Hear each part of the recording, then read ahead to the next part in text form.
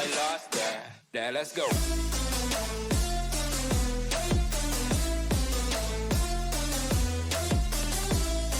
Welcome in all my average gamers for another most average review. If you haven't seen this footage or a Final Fantasy 16, then most likely you're either living under a rock or you've never even heard of YouTube, or a combination of the two. This footage though is the intro to the demo and to the game Final Fantasy 16.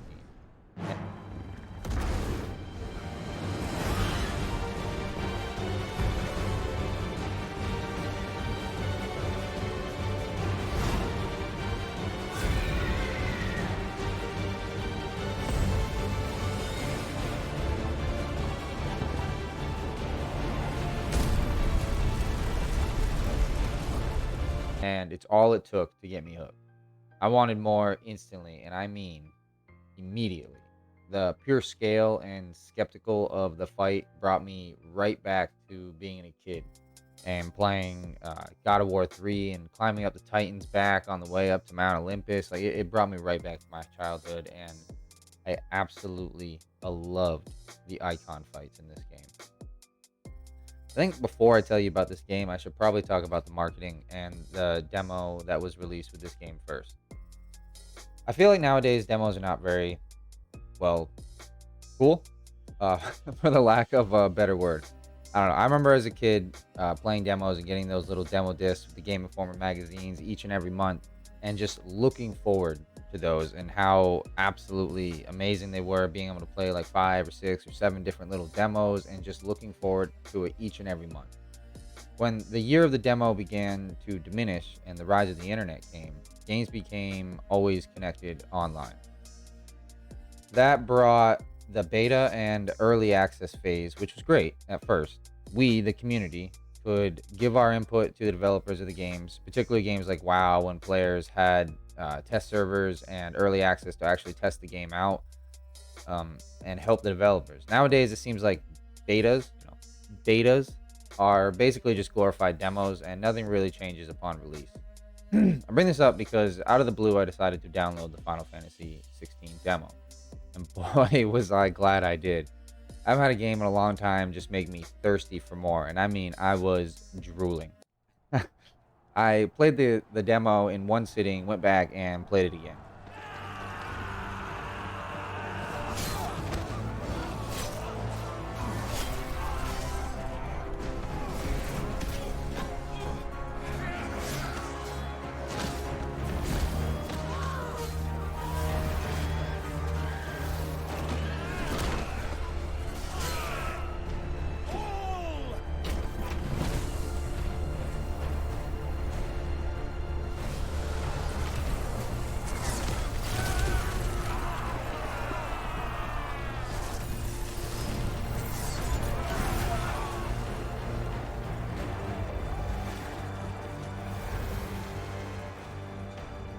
Now, I'm not saying this game is perfect and that it doesn't have flaws, because it most certainly does have flaws. But damn, that demo had me wanting more. I feel as I've gotten older, or maybe a shift in the industry has occurred over the years, I feel like games just don't grab me like they used to. I become bored or burnt. Should mention at some point along this review that I am not the biggest Final Fantasy fan. It's not because I think they are bad games or anything like that. It's just I never really got into the series as a kid, and it always went kind of under my radar. I think the only game in the series I have played from the beginning to end would be Final Fantasy VII Remake. Make that very clear. The remake. Which I also made a review on. I love that game, and after that game, I told myself someday I would get into the series and go back and play some of the older titles. I absolutely loved the mesh combat system of turn-based and live action at the same time. It was perfect in my opinion. I honestly thought that would be the system used in the series going forward, Final Fantasy 16 included.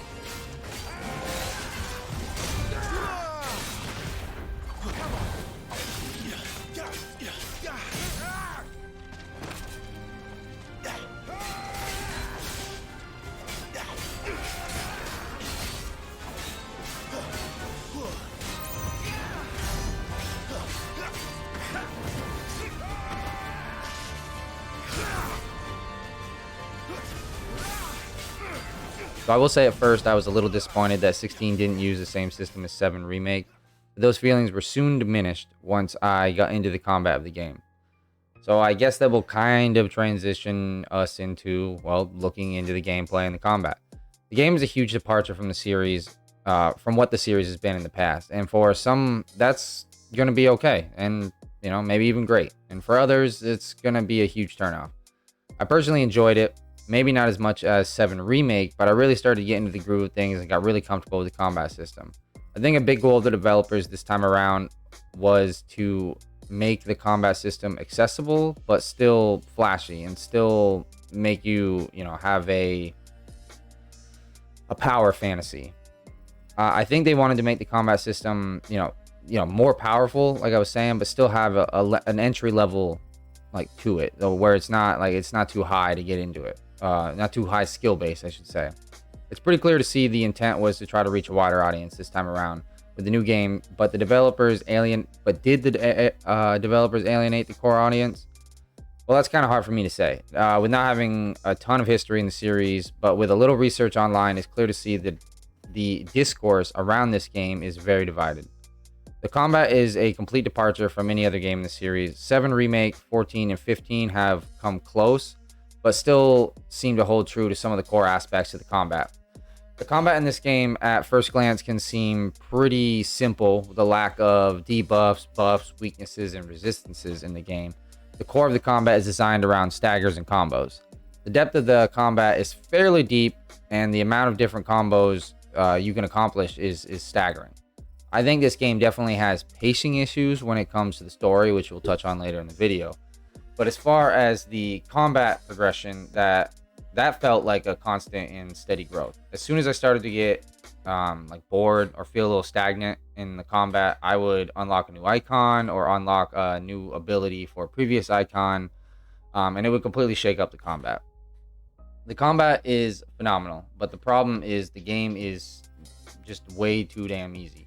Even playing on, you know, the standard difficulty, which is all they offer at the base at the beginning, until you beat the game and unlock New Game Plus and unlock the Final Fantasy difficulty, which litters the world with many more mini bosses, and also makes just each encounter a little bit tougher with, you know, bigger health pools and just throwing more enemies at you in general. The combat has plenty of depth when it comes to how you mix the combos up to create the largest amount of damage per combination. The problem is the game never forces you or pushes you to use these features. For the most part, you can just hack and slash and button mash your way through most of the enemies. Don't get me wrong, there are some tough fights, and bosses in the game, like Barnabas specifically, are definitely standouts. And there's plenty of other, you know, monsters roaming the world that, you know, have interesting designs and have interesting move sets. So they're engaging to fight with. And just, I mean, the overall combat system is just, it is engaging. It definitely, like I said, it just doesn't push you to engage with everything it has. With playing through the game again on the harder difficulty, this is when the game combat really shines, though, because it does push you into like actually trying and experimenting and trying to get a little bit more damage. You don't take as much. As far as the skills go, this is where I felt the game was very well designed. A problem I find with a lot of other games on the market is the fact that you really can't experiment. Unless you find some sort of specific resource or a large amount of in-game currency, you normally can't respec your skills. When you pick them, you're essentially locked in. That's where this game really earns its merits. At any point during the game, you can pause and respec your skills and try a completely new combination of moves, and I think it's a big part of what kept me wanting to come back and experiment with different icon abilities and combos. I feel the main complaint of the game is the lack of RPG mechanics that have kind of been a staple of the series in the years past. The game is definitely shifted its focus to more of a fast-paced, action-oriented combat system. Even though you have companions that join you on your adventures, you really have no control over them. Outside of Torgal, your faithful Frostwolf, who you can give minor commands to, your companions act entirely on their own. I will say, though, that the companion AI is actually pretty good. When I needed heals, I got them. If I needed them to take a little aggro, they did it. The focus of the combat is definitely centered around Clive, the main protagonist. If you enjoy combat that gives you a power fantasy and is incredibly flashy, if you enjoy a combat system that, you know, litters your screen with like a bajillion different particle effects, if you enjoy a combat system that is constantly having you experiment with different combos and abilities, then yes, I think you will love this combat, even if you are hesitant about the game's shift from turn-based to live action. I think you'll definitely enjoy what the game has.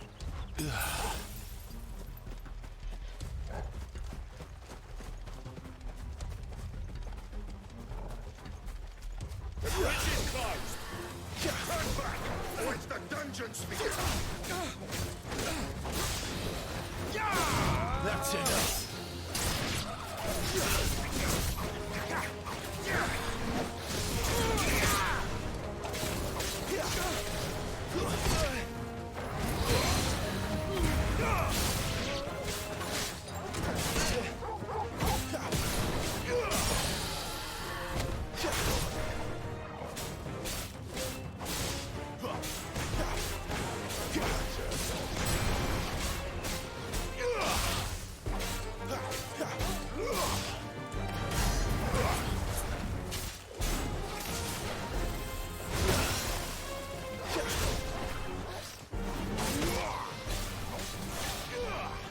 Combat, on top of everything else, is definitely a spectacle to behold. It is entertaining even without the rest of the game surrounding it.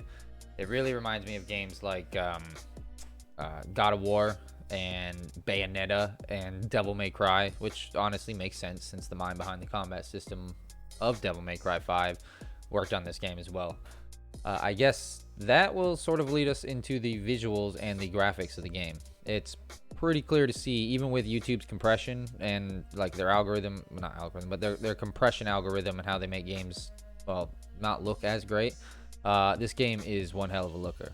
One hell of a looker.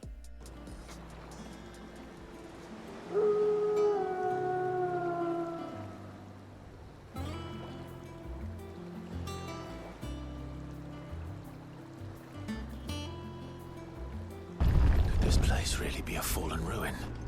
You could hardly call it a ruin. It's perfect. Like it was built yesterday.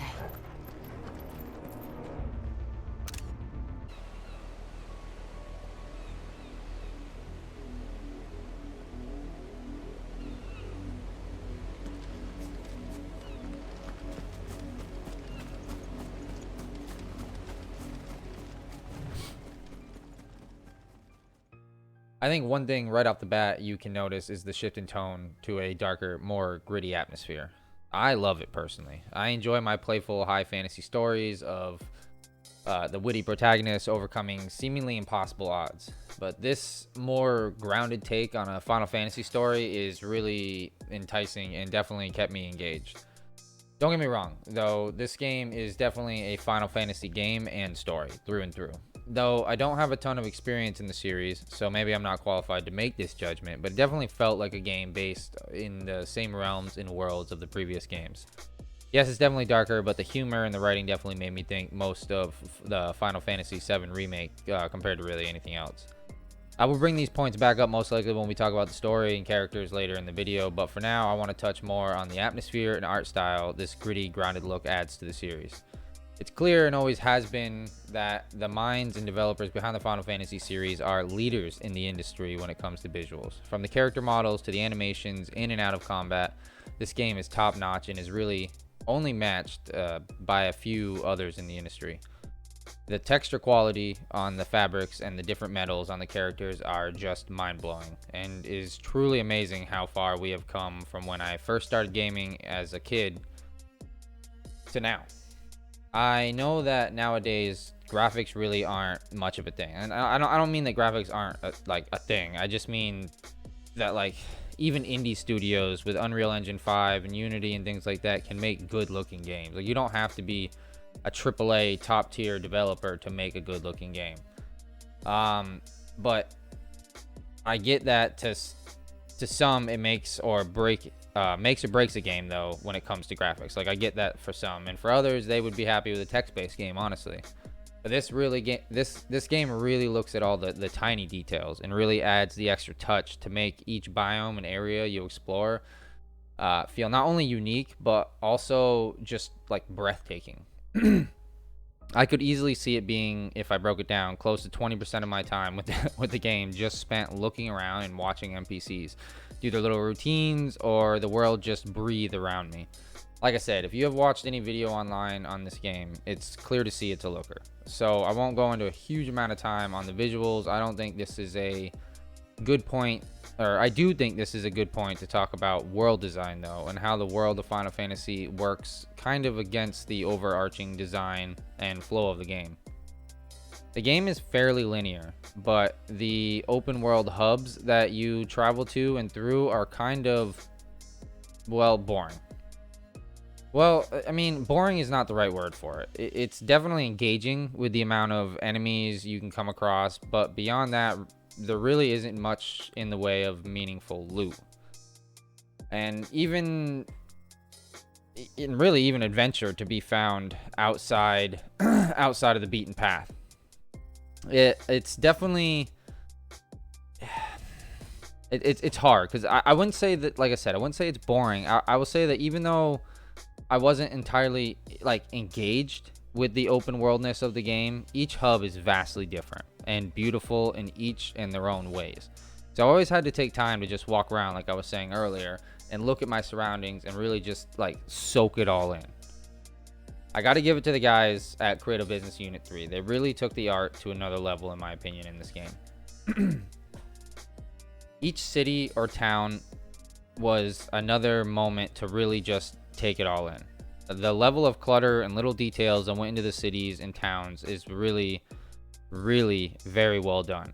The one slight against it though is the fact that they all just feel kind of stagnant, almost like a moving painting more than like an actual like living, breathing like world or city. Most NPCs don't move around much, and like what routines they do have are very limited. But they are always sparking up conversations with one another as you walk by, even if it does get repetitive if you repeat like a few, which you do repeat a few biomes and a few cities a few dozen times. Even the enemies are just kind of littered throughout the world and just walk in small circles without really doing anything. And yeah, sure, other games do this as well, but they kind of like mask them by putting them around corners and look like they're rummaging, or make it look like they're doing something at least in the moment when you come across them. Whereas this style of enemy placement is similar to how it is really in most Final Fantasy games, and I feel like it was like this way back in the day because of technological limitations. So yeah, you just saw the enemy in like the open world map and you knew as you walked towards it you were going to engage. But now it feels like it's like a staple of the franchise, if you will, and it certainly makes them stand out from other top RPGs in the market.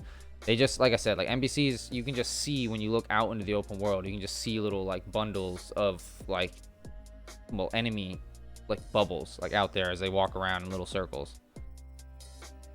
So finally we come to the story and plot. This won't be as long of a section, and I don't know, maybe it will be. I may ramble here and there, but I will give my impressions of the story and how I felt as I went along the ride. I don't really want to spoil any specific points for anyone out there who may still have not played it yet and still like want to go in as fresh as possible. And I'll try to warn you if I do decide to spoil anything at all. The story, though, in my opinion, is absolutely incredible.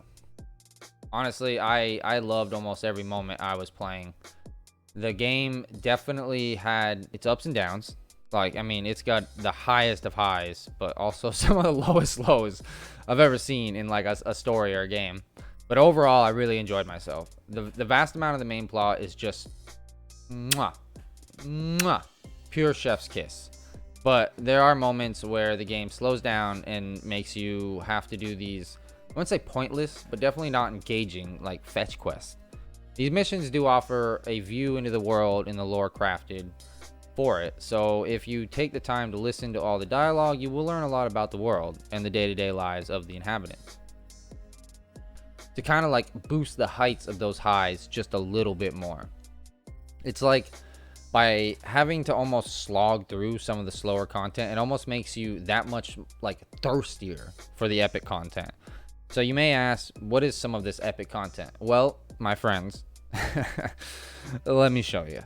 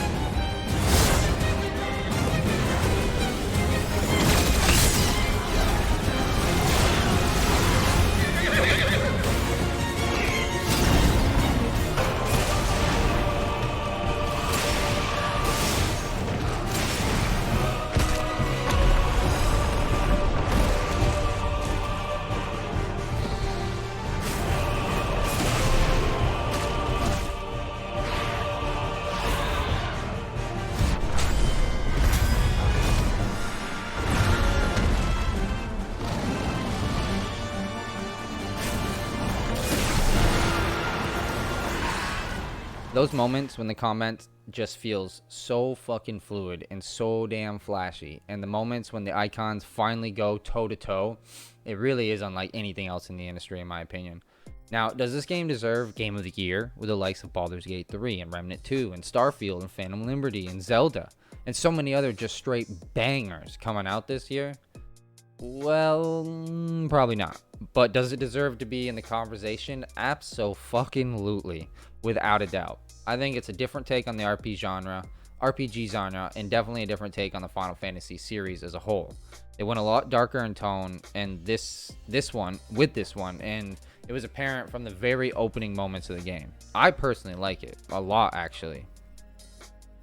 I really thought Clive was well written, and fuck me, that performance Ben Starr gave as Clive Rosfield absolutely has cemented him as one of the greats in the game voice acting scene, in my opinion. Just voice acting in general. Personally, I think the weakest performance was Jill by far, and not because of the actual voice acting or anything like that. I thought the performance was fine. Just I don't know, maybe the writing or the pacing with her plot. But either than the moment in the game that you find out she is the Shiva, the ice icon, I never really connected with her or had a moment in the story where I felt for her or was just like, oh, holy shit. Like, I never really had like a holy shit moment with her, I guess, like I did with everyone else. She had a few other moments in the story that I don't want to spoil that were definitely standouts, but compared to Clive and Sid, holy fuck, Sid, and Joshua, especially near the end of the game with Joshua's performance, it really hits another level. Jill just didn't do it for me. Like I said, though, definitely not bad, but with those other characters in the game, it's hard for her to really stand out. And like, this is like off script here, but seriously, Sid might be one of my favorite companions of all time. I don't know if it's between the voice acting, the writing, the performance, the actual plot itself, and how he is interwoven through it all, and the fact that he's just a returning, cast member from like plenty of other Final Fantasy games. It's nice to see him really get a moment to shine compared to what he has done in other games. You are but a branded. How? How did you do it? How did you even survive? How? The answer is simple, Benedicta. He was fighting for something he believed in. Shut up! Why aren't you dead? We've played your games. Now tell me where he is. Who? What are you?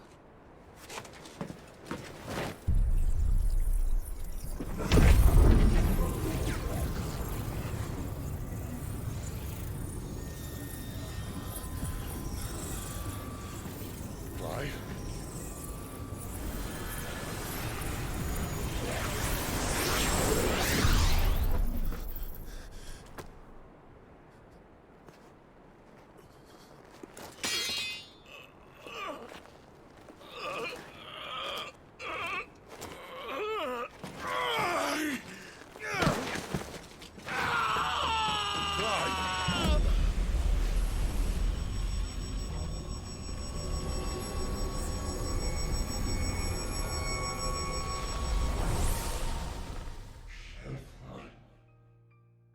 The writing, like I was saying though, with Jill just didn't do her any favors compared to like Sid or even Gav. Gav's another motherfucker that's just like badass. I just love the humor that Gav brought. There are moments in the story where characters die or sacrifice their life that genuinely had me shedding a tear. Like, that's how connected I were to some of these characters, and I just wish like hell I could bring them back. I will say though, this game is definitely a game of two halves, for sure. In the beginning, it's kind of a coming-of-age story and a story about how Clive has to come to terms with the death of his brother, or so he thinks. Along the way, try to uncover exactly what happened that day and why it happened, how it could happen. Where the second half of the game really leans more into those Game of Thrones comparisons everyone has thrown around the interwebs. Like, you can't go 5 feet without seeing a Game of Thrones comparison. Like, it's a little ridiculous. This is when the game really opens up and becomes about the politics of the nation and why magic and magic users are treated the way they are. Why the nations are divided and how the icons are involved in all of it.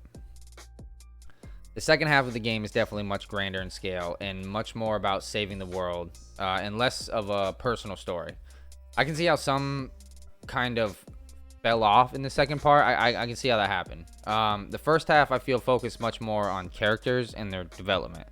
Whereas the second half was much more about uncovering the secrets of the shards and defeating the big baddie at the end. There were a lot of very, very well written like mini villains along the way that you or one of your other companions had to deal with. But I feel Ultima as the, well, ultimate baddie was kind of a letdown. Especially compared to how Clive and Joshua's stepmom was written and performed. I don't think I have ever genuinely wanted someone to die so fucking much in a game. I have never had serious hate for a villain before like I did her until this game. And yet with all that, when she does get what's coming to her, I actually felt some sympathy and almost pity for her. Like, genuinely, the emotions that she made me feel was unlike any other villain that I've seen written in a game. And I have to applaud it. Like, it genuinely is well done. Just overall fantastic performance, and really just wow. I was seriously impressed with her in the game.